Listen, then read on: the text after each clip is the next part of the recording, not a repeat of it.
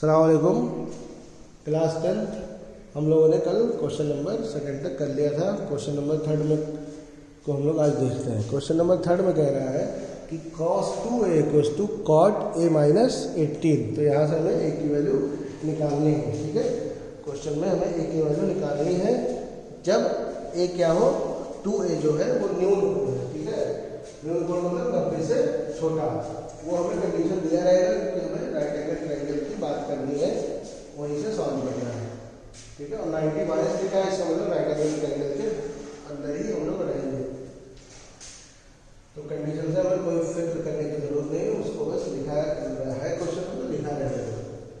अब कह रहा है कि tan 2a को cot a माइनस 18 के इक्वल करना है।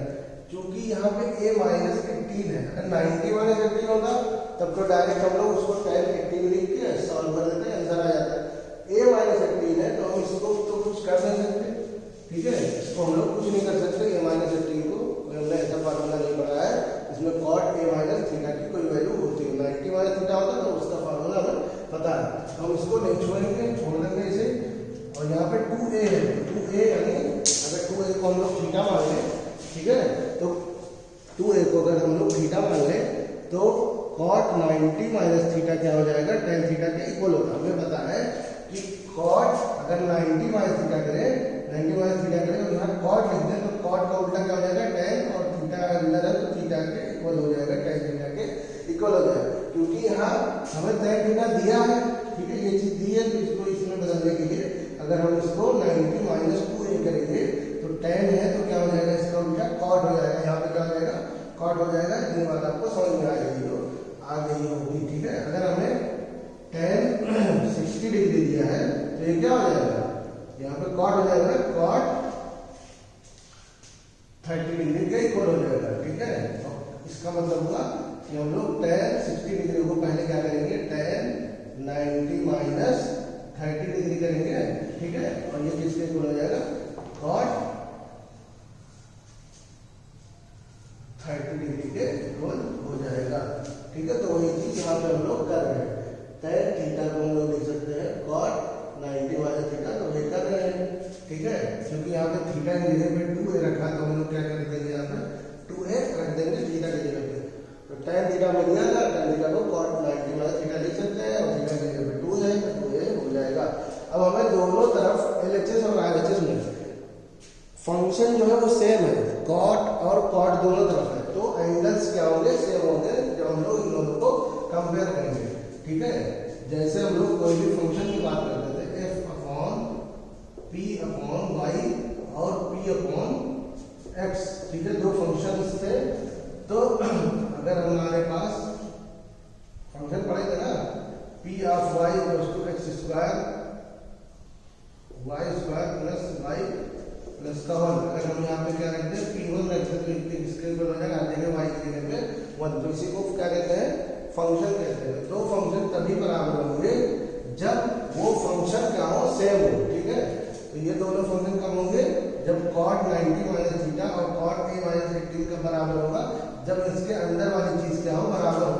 अगर p of y equals to p of x के बराबर आ गया तो इसका मतलब y और x क्या हो गया, बराबर हो गया। ठीक है, तो यहाँ से हमारा जो एंगल्स है वो क्या हो जाएंगे, दोनों बराबर हो जाएंगे। 90 minus 2a equals to a minus 18 हो जाएगा कंपेयर करने पर। तो यहाँ से हम लोग क्या कर सकते हैं, आसानी से a की वैल्यू अब निकाल सकते हैं। 90 को उधर ले जाएंगे, a उधर है जो पॉजिटिव है, इधर आएगा तो निगेटिव हो जाएगा। तो माइनस 3a इक्वल्स टू क्या हो जाएगा, 90 इधर प्लस से उधर जाएगा तो माइनस हो जाएगा, माइनस 108, और इसको 3 से डिवाइड करेंगे तो a की वैल्यू 36 डिग्री आ जाएगी, जो कि हमारा आंसर है। अब क्वेश्चन नंबर 4 को ट्राई करते हैं। अब क्वेश्चन नंबर जो 3 है इसी की तरह क्वेश्चन नंबर 5 है। ठीक है, यहाँ पे tan के फॉर्म में दिया है और cot के फॉर्म में दिया है, वहां sec और cosec के फॉर्म में दिया है। sec 4a दिया है तो हम sec 4a को क्या लिख सकते हैं, cosec 90 माइनस थीटा क्या होता है, cosec 90 माइनस थीटा होता है sec थीटा के इक्वल। ठीक है, तो थीटा की जगह पे क्या हो जाएगा, 4a हो जाएगा, तो यहाँ पे क्या आ जाएगा, sec 4a के इक्वल हो जाएगा। तो sec 4a को हम लोग लिख सकते हैं 90 माइनस 4a के इक्वल, और क्वेश्चन में sec 4a के इक्वल दिया है cosec a माइनस 20, ठीक है। तो ये हो जाएगा a minus 20 cos A minus 20, दोनों कंपेयर करेंगे तो 90/4a equals to a minus 20 के इक्वल हो जाएगा। यहाँ से a की वैल्यू निकाल लेंगे। अब थर्ड कर लिया है, फोर्थ मैंने फिफ्थ मैंने बता दिया है, बिल्कुल सेम है, ठीक है।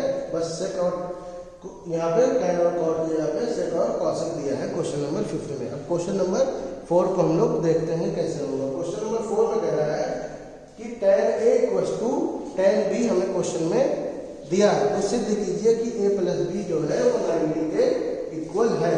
हम लोग इसको सॉल्व करने के लिए क्या करेंगे, एक राइट एंगल ट्रायंगल बनाएंगे, ठीक है।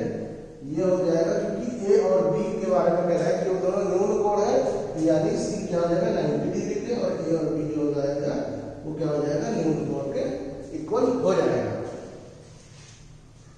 ठीक है। अब हम लोग क्या करेंगे, इसको फिर से यहाँ पे tan a equals to cot b दिया है, चाहे हम लोग क्या करें कि cot 90 theta equals to tan theta लिख दें, चाहे तो इसको इसमें कन्वर्ट कर दें। cot 90 को थीटा को हम लोग लिख सकते हैं tan 90 माइनस थीटा, यानी कि tan 90 माइनस b हो जाएगा, और यहाँ पे tan a हो जाएगा। तो यहाँ से या तो हमारा दूसरा जो इक्वेशन आएगा वो a equals to 90 minus b के इक्वल हो जाएगा, ठीक है। और यहाँ से अगर हम लोग कंपेयर करें tan को cot में बदलें तो tan a इक्वल्स टू क्या हो जाएगा cot 90 माइनस a के इक्वल हो जाएगा। यहाँ से जब हम लोग यहाँ भी cot का फंक्शन है, यहाँ भी cot का फंक्शन है, तो एंगल्स जो होंगे अंदर के वो क्या हो जाएंगे इक्वल हो जाएंगे। तो 90 minus a equals to b हो जाएगा, यहाँ से a प्लस b के किसके इक्वल हो जाएगा 90 के इक्वल हो जाएगा, जो कि हमें प्रूफ करना था। और यहाँ भी वही चीज सेम चीज है, 90 माइनस में इधर आएगा तो प्लस हो जाएगा, तो a प्लस b के इक्वल हो जाएगा 90 के इक्वल हो जाएगा, ठीक है। तो ये प्रूफ हो गया।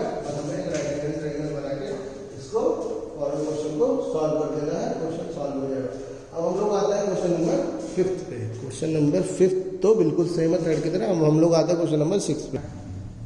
क्वेश्चन नंबर 6 में आते हैं। क्वेश्चन नंबर 6 में हमें क्वेश्चन दिया है कि हमें प्रूफ करना है साइन के अंदर है, फंक्शन के अंदर है b प्लस सी अपॉन 2 और बराबर दिया है cos a बाई 2 के बराबर हमें क्वेश्चन में दिया है। क्वेश्चन में कह रहा है कि ABC जो है वो किसी भी एक त्रिभुज के क्या है अंतःकोण है।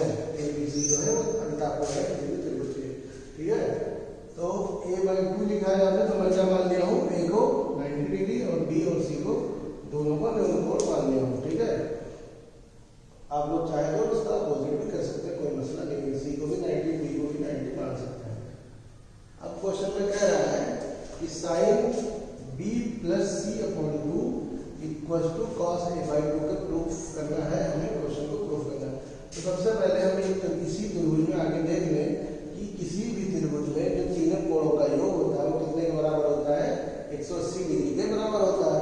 तो यहाँ से angle a plus angle b plus angle c बराबर 180 होगा, क्योंकि किसी भी त्रिभुज में तीनों कोणों का योग 180 डिग्री के बराबर होता है। तो वहाँ से angle b plus angle c की वैल्यू क्या आ जाएगी 180 माइनस एंगल a के इक्वल हो जाएगा। कहीं किसी भी त्रिभुज में जो है दो कोणों का जो योग होता है वो 180 में से अगर एक कोण को घटा दें तो उसकी वैल्यू आ जाएगी, ठीक है। अब हम लोग LHS को उठा लेते हैं। LHS क्या दिया था क्वेश्चन में हमें, sign b plus c upon 2 के इक्वल LHS दिया था, ठीक है। हम लोग sign b plus c upon 2 को उठा लेंगे और b प्लस सी जो अभी हम लोगों ने निकाला है उसको चाहे तो कोई समीकरण मान लें, तो उसको हम समीकरण 1 मान लेंगे, b plus c equals to a 180 minus a।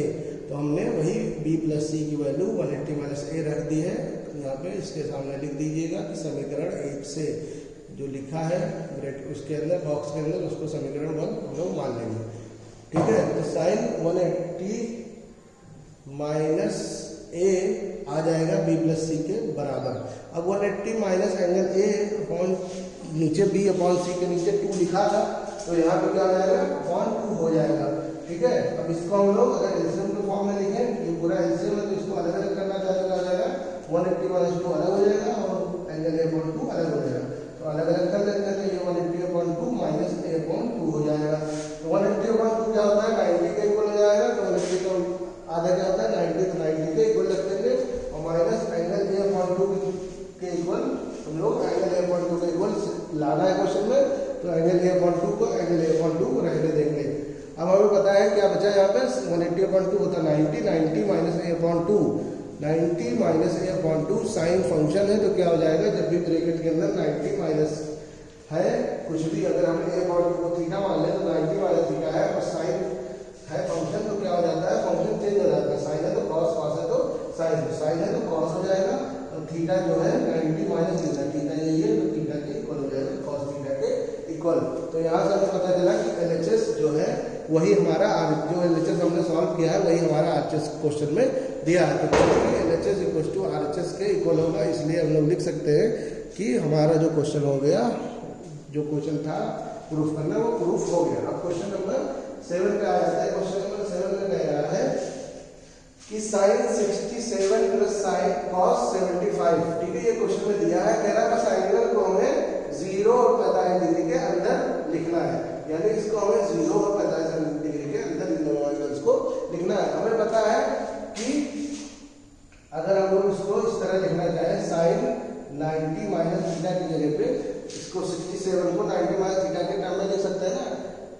67 किसके इक्वल होता है, 90 माइनस 23 डिग्री, ठीक है, 23 डिग्री के इक्वल होता है। 7 3 10 11 6 2 8 9, ठीक है, 90 के इक्वल हो जाएगा। तो हम इसमें से 23 घटा देंगे, ठीक है। इसी तरह हम इसको लिख सकते हैं, कॉस है तो कॉस ही रहेगा, 90 माइनस 75 को 15 में से घटा, 90 में से 15 घटा देंगे तो 75 आ जाएगा, ठीक है। अब जब 90 माइनस थीटा लिखा तो फंक्शन क्या हो जाएगा, चेंज हो जाएगा, और यहाँ भी 90 माइनस थीटा तो फंक्शन चेंज हो जाएगा। हमें क्वेश्चन में सिर्फ एंगल को 0 और 45 के बीच में करने के लिए कहा था। फंक्शन चेंज हो या बदले या कट जाए उस समय कोई मतलब नहीं है। तो क्या हो जाएगा, ये कॉस फंक्शन चेंज हो जाएगा और थीटा के इक्वल हो जाएगा। थीटा क्या है, 90 माइनस जो भी है वो थीटा हो जाएगा। कॉस कितना हो जाएगा, ये 23 और ये हो जाएगा प्लस, साइन है तो फंक्शन चेंज हो जाएगा, साइन कॉस है तो फंक्शन चेंज हो जाएगा, कॉस का उल्टा हो जाएगा साइन, तो क्या हो जाएगा साइन 15 डिग्री। तो यही क्या हो गया हमारा कन्वर्ट होकर जो क्वेश्चन आया है वो हो जाएगा कॉस 23 प्लस साइन 15 के इक्वल हो जाएगा।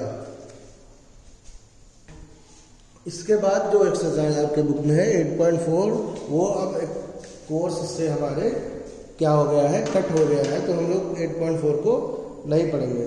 लेकिन 8.4 में कुछ फार्मूले हैं जो हमें आगे यूज करने हैं और बहुत उसकी क्या है हमें बहुत ज़रूरत पड़ेगी। तो हो सकता है आपको फिजिक्स में ही लगाना पड़े, नहीं भी लगाना तब भी आप लोग इस फार्मूले को एक बार लिख के देख लीजिएगा और इसको मैं प्रूफ भी चाहो तो करवा दूंगा। हमें पहला जो फार्मूला आगे पढ़ना है वो स्क्वायर के टर्म में होता है, sine square theta plus cos square theta equal to 1 के इक्वल होता है। कोई भी ट्राइंगल है, ठीक है, अगर ये थीटा डिग्री हो गया, ठीक है, तो अगर हम लोग साइन थीटा की वैल्यू निकालेंगे तो क्या आएगा, साइन थीटा की वैल्यू आएगा p अपॉन h के इक्वल आएगा, ठीक है। और अगर हम इसी में क्या निकाल दें, इसी ट्राइंगल में किसकी वैल्यू निकाल दें, कॉस थीटा की वैल्यू निकाल दें। कॉस थीटा की वैल्यू क्या होती है हमें पता है, b अपॉन h। दोनों को स्क्वायर करके जोड़ देंगे तो 1 के इक्वल आ जाएगा। करके देख लीजिए, दोनों का हर क्या रहेगा, h स्क्वायर के इक्वल रहेगा और ऊपर क्या हो जाएगा, अंश हो जाएगा p square plus b square upon h square. और हमें पाइथागोरस से पता है कि p square plus b square किसके इक्वल होता है, h स्क्वायर के इक्वल होता है। तो h square upon h square equal to क्या हो जाएगा 1। सेम इसी तरीके से दो फार्मूले और पढ़ने हैं जो कि हमारे पास है। एक है tan स्क्वायर थीटा माइनस का sec square theta equal to 1। इसको भी हम लोग इसमें किसी भी एक ट्रायंगल में tan थीटा की वैल्यू sec थीटा की वैल्यू उठा के दोनों को स्क्वायर करके माइनस करेंगे तो 1 के इक्वल आ जाएगा। इसी तरह थर्ड क्वेश्चन जो है, थर्ड फार्मूला है, एक मिनट फार्मूला है नहीं सही लिखा हूँ, tan theta minus tan square theta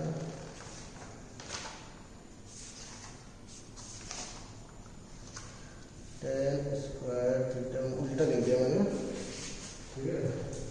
ये होता है sec square theta minus tan square theta equal to 1। इसी तरह cosec square theta minus cot square theta equal to 1 होता है। इसको कैसे प्रूव करना है आप लोग इस तरह से प्रूव कर सकते हैं।